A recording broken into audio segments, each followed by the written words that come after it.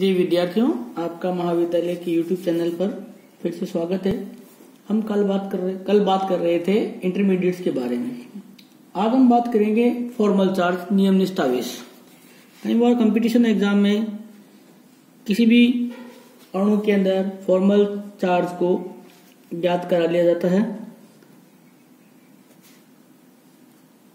तो एक छोटा सा टॉपिक है पर इम्पोर्टेंट है।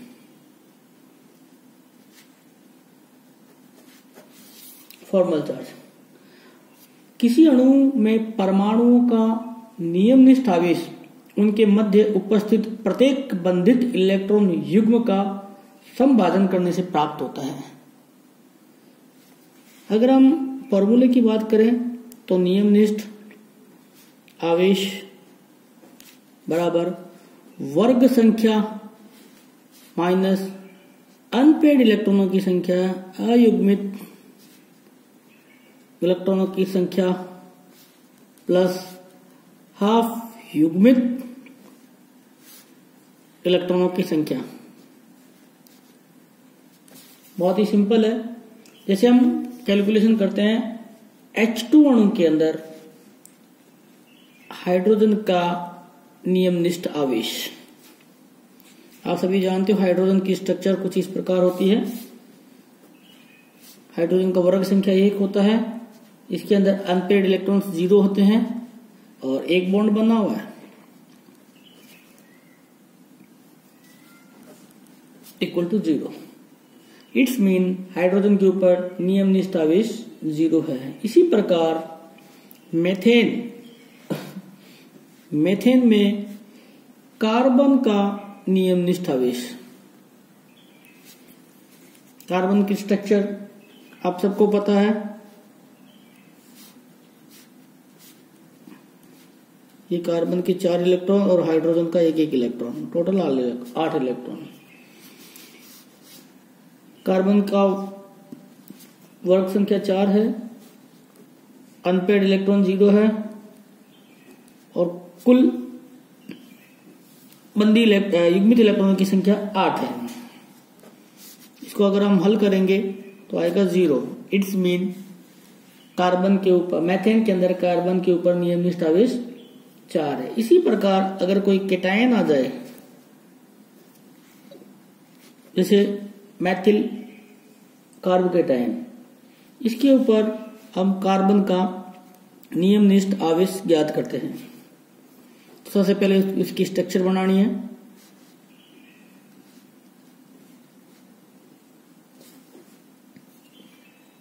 तीन हाइड्रोजन है, वही कार्बन की संख्या 4 है,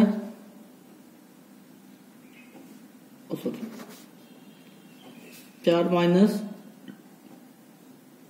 अनपेड इलेक्ट्रॉन 0 है प्लस 8 6, क्योंकि 3 बॉन्ड बने हुए हैं।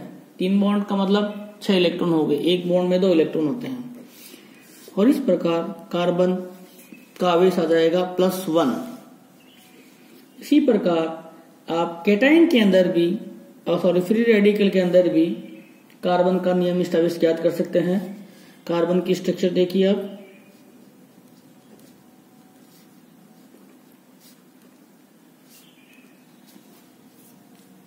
वर्ग संख्या वही 4, अनपेड इलेक्ट्रॉन 1 है इसके अंदर, 4 माइनस 1 प्लस 1/2 मल्टीप्लाई 6, क्योंकि 3 बॉन्ड बने हुए हैं तो चार्ज आ जाएगा 0। इस आधार पर हम देखते हैं कि किसी भी मॉलिक्यूल्स का हम फॉर्मल चार्ज आसानी से ज्ञात कर सकते हैं।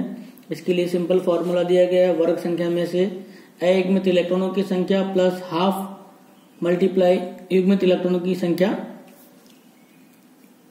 के आधार पर आप किसी भी यौगिक का नियमित आवेश ज्ञात कर सकते हैं। एक एग्जाम्पल की बात और करते हैं, अमोनियम आयन NH4+ में नाइट्रोजन का नियमनिष्ठ आवेश। नाइट्रोजन 5वें वर्ग का सदस्य है, तो 5 माइनस इसके अंदर 2 अनपेड इलेक्ट्रॉन होते हैं, 2 प्लस 1/2 और 4 बॉन्ड बने हुए हैं। सॉरी अमोनिया, अमोनिया के ऊपर नियमित आवेश। ओवरऑल अगर हम देखते हैं तो आंसर आता है इसका भी 0। अब बात करते हैं अमोनियम प्लस 4 आयन की, जिसमें हम नाइट्रोजन पर नियमित आवेश। तो सबसे पहले उसकी संरचना बनाते हैं।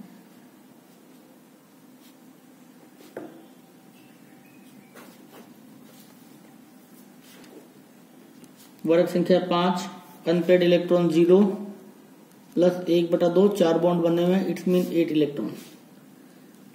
हल करेंगे तो हमारे पास आएगा +1, इसलिए अमोनियम के ऊपर +1 चार्ज है।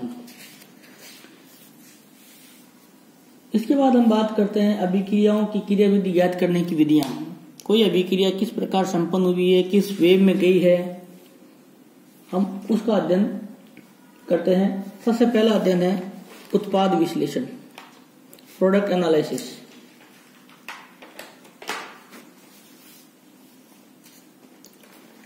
मुख्य रूप से हम अभिक्रियाओं को उत्पाद की पहचान के आधार पर ही उसकी क्रियाविधि का अध्ययन कर सकते हैं। जैसे कि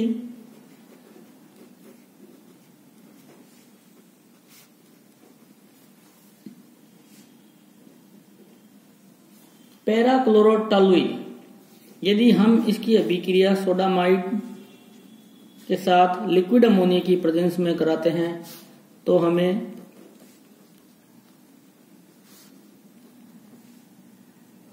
ऑर्थो एंड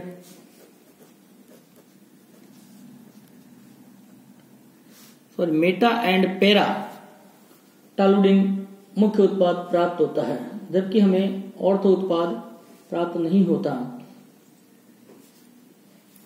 दूसरा है स्टडी ऑफ इंटरमीडिएट, मध्यवर्ती का अध्ययन।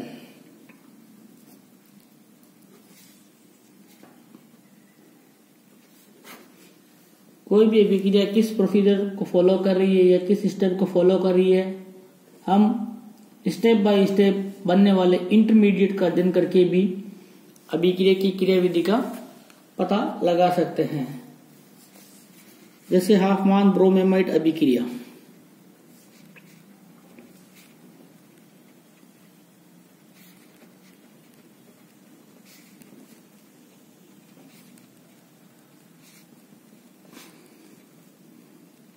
इसे उक्त अभिक्रिया विधि का हमें अगर पता लगाना है तो हम प्रत्येक स्टेप पर बनने वाले इंटरमीडिएट का अध्ययन करेंगे।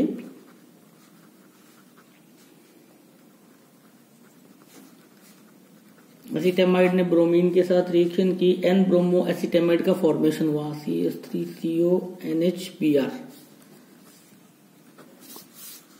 N bromo acetamide. फिर एन ब्रोमो एसिटामाइड से HBr का रिमूवनेशन हुआ और एसिटिल नाइट्रीन का फॉर्मेशन हुआ। ये जो एसिटिल नाइट्रीन है रीअरेंज होके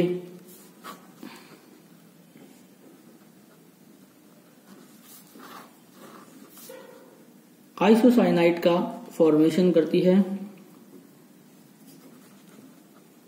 और इस आइसोसाइनाइड का यदि बेस की प्रेजेंस में हाइड्रोलाइसिस कराते हैं तो प्राइमरी एमीन का फॉर्मेशन होता है।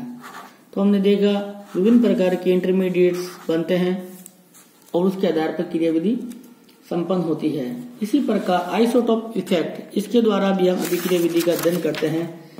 सिंपल अभिक्रिया, समस्थानिक प्रभाव। सिंपल अभिक्रिया जैसे CH3 CH2 C double bond O O C2H5, ester का जल अपघटन जिसके अंदर एसिड और अल्कोहल का फॉर्मेशन होता है।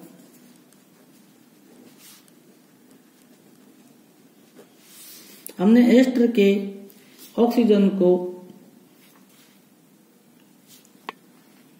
O18 के द्वारा रिप्रेजेंट किया है और वो ऑक्सीजन जल के अंदर अल्कोहल के अंदर आती है, ना कि एसिड के अंदर।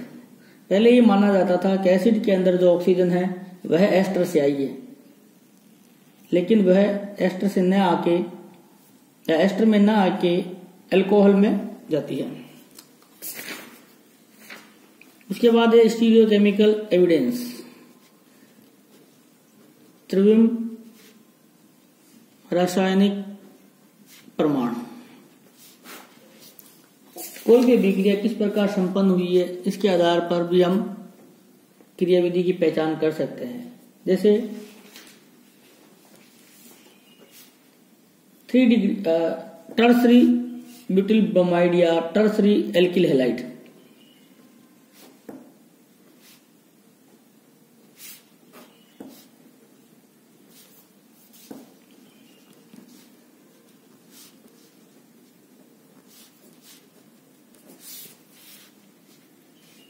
अगर हम इसकी न्यूक्लियोफिलिक अभिक्रियाएं देखें, न्यूक्लियोफिलिक सब्स्टिट्यूशंस, तो हमें 2 अलग अलग प्रकार के कंपाउंड या रेसिमिक मिश्रण प्राप्त होता है, जो ये इंडिकेशन देता है कि अभिक्रिया SN1 टाइप की है।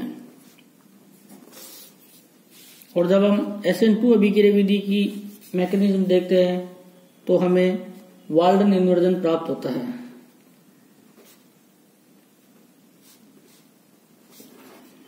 जिसमें न्यूक्लियोफाइल बैक साइड से अटैक करता है और ट्रांजिशन स्टेट का फॉर्मेशन होता है।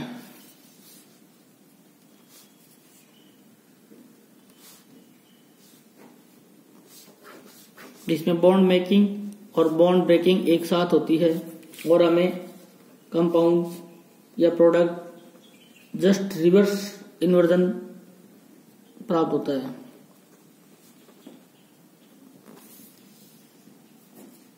इसी प्रकार काइनेटिक्स स्टडी के द्वारा भी हम अभिक्रिया की क्रियाविधि बता सकते हैं।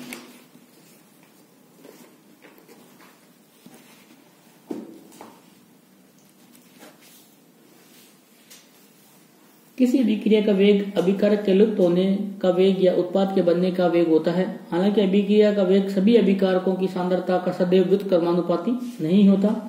किसी अभिक्रिया के वेग का अभिकारकों या उत्पादों की सांद्रता के साथ परिवर्तन का अध्ययन उसकी क्रियाविधि के संबंध में पर्याप्त जानकारी प्रदान कर सकता है।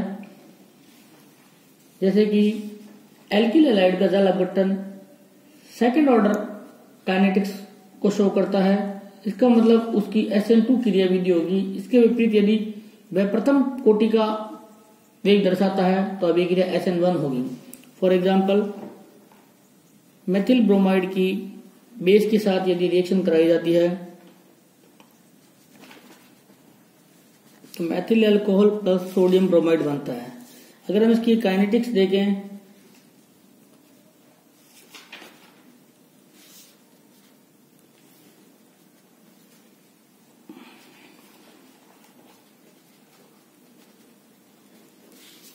तो इसका जो रेट ऑफ रिएक्शन है वह एल्किल हैलाइड और बेस दोनों के कंसंट्रेशन पर निर्भर कर रहा है।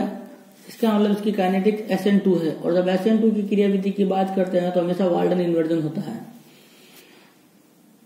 इस आधार पर हम अभिक्रियाओं की क्रियाविधि का अध्ययन कर सकते हैं।